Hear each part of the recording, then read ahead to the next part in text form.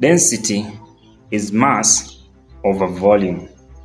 I repeat, density is a mass over volume.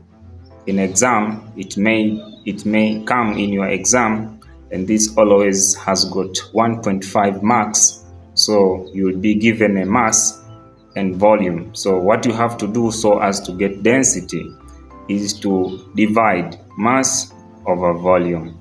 So let's repeat, density is mass over volume.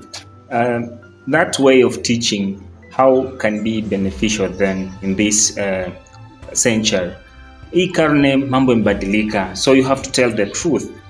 Instead of telling them that kind of definition, why usingewaambia reality of that thing so as they can go further zaidi ya hiyo dhana ambayo umeandaa kuambia. Tell them the truth. This is new century. This is new era. The era where it's very competitive. So don't try to kid your. I will proceed in the next lesson.